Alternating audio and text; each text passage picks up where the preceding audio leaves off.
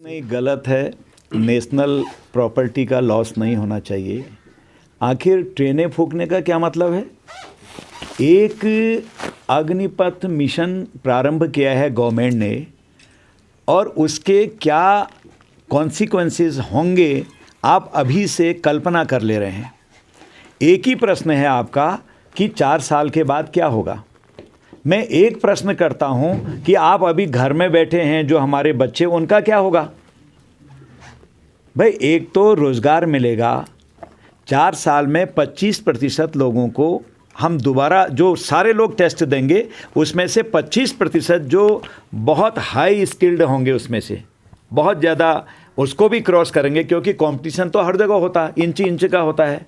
तभी तो गेम्स में सब बराबर जानते हैं, लेकिन जो आगे निकलता है वो निकल जाता है।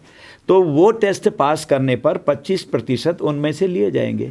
अगर इस साल, इस महीने 1000 की डिमांड आई तो उसमें से 25% लिए तो 250 करीब हमारी संख्या हो गई। अगले महीने 1000 की फिर आई, फिर 250 चुने गए।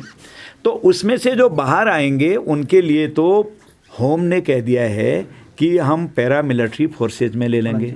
और तो और हमारे मुख्यमंत्री जी ने कह दिया है, और आज तो मैंने सुना है कि उन्होंने एक इश्तहार भी दे दिया है बड़ा सा, कि तुरंत हम इनको अपने वहाँ लेंगे। योगी जी ने तो कल ही कह दिया था हम इनको अपने वहाँ लेंगे।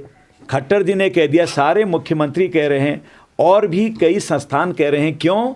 क्योंकि ये बहुत ही हाईली स्किल्ड होंगे। तो इसका मतलब क्या है कि 25% की रेस में आप नहीं आ पाए। माना हम भर्ती खोलते हैं वैसी वाली, और रिक्रूटिंग के हमारे जितने भी कार्यालय हैं, जहां भर्ती कार्यालय जिससे कहते हैं, तो उन भर्ती कार्यालय में 5-5, 6-6 जिलों का एक होता है। मैं रानीखेत की बात जानता हूं कि आरसी में जब आते हैं एग्ज़ाम देने के लिए, तो शहर में जगह ही नहीं होती, गली भर जाती हैं। तो आप आ तो गए, लेकिन छांटने कितने हैं? 1000। आप अगर 30,000 आए तो 1,000 तो छटेगा। ज़्यादा कैसे छांटेंगे? कोई ये राइट तो नहीं कर सकता और हमको दो, हमको क्यों नहीं छांटा? भाई, क्लियर होता है, कैमरा लगते हैं, सारी चीज़ें लगती हैं। अब जो यहाँ आ रहे हैं वो तो 4 साल में परफेक्ट नागरिक बन के आ रहे हैं। एक रत्ती भर काम नहीं हो पाया। दूसरा मानसून सर पे है, खतरा पूरे इलाकों को लेके है, तो क्यों नहीं हो पाई ये काम? और जो आपके लेटर थे उन पे भी कोई मैं आज इसकी समीक्षा कर रहा हूँ, और इसमें आपदा के मामले में जो काम नहीं हुआ है उसकी मैं खुद मॉनिटरिंग भी आज करूँगा, देखूँगा। लेकिन जो हमारे पास रिपोर्ट है कि कई जगहों पर पैसा रिलीज होने की, कई जगह पैसा लगने की, उसका क्या है, उसका 3 बजे से जो दिशा की बैठक हो रही है उसमें सारी चीज़ें खुलेंगी। क्यों देखता हूँ मैं आज भी हूँ, लेकिन आता कोई नहीं है। मैं कल भी था, मैंने भेजा उनको, यहाँ आइए। बनभूरपुला क्षेत्र में रेलवे की ज़मीन को खाली करने के लिए माननीय न्यायालय ने आदेश दिया है। अगर किसी को माननीय न्यायालय का अच्छा नहीं लगता है तो उसके पास बहुत सारी रेमेडीज़ हैं, दरवाजे खुले हुए हैं। वो सर्वोच्च न्यायालय जाए, डबल बेंच में जैसे जाते हैं वैसे जाए, कुछ और करे, अपना मर्सी अपील करे, कई चीज़ें हैं। लेकिन सांसद न्यायालय के मामले में दखल देने कभी नहीं जाऊंगा। मेरी सहानुभूति है और इंक्रोचमेंट है, तो जैसे अच्छा होता है अच्छा करे, प्रभु आपके साथ रहे, मैं सहानुभूति करता हूँ। परंतु माननीय न्यायालय ने जो एक आदेश दे दिया उसके खिलाफ मैं नहीं आ सकता हूँ। और मैं बनभूलपुरा में तो चुनाव के समय भी नहीं गया था। बेचारों को ये भी कष्ट हो सकता है, हमारे मित्रों को, लेकिन मिलने तो आइए ना, अब आपके साथ मैं हूँ। लेकिन न्यायालय के आदेश के विरुद्ध में एक शब्द नहीं बोल सकता हूँ। कंटेम्प्ट होती है।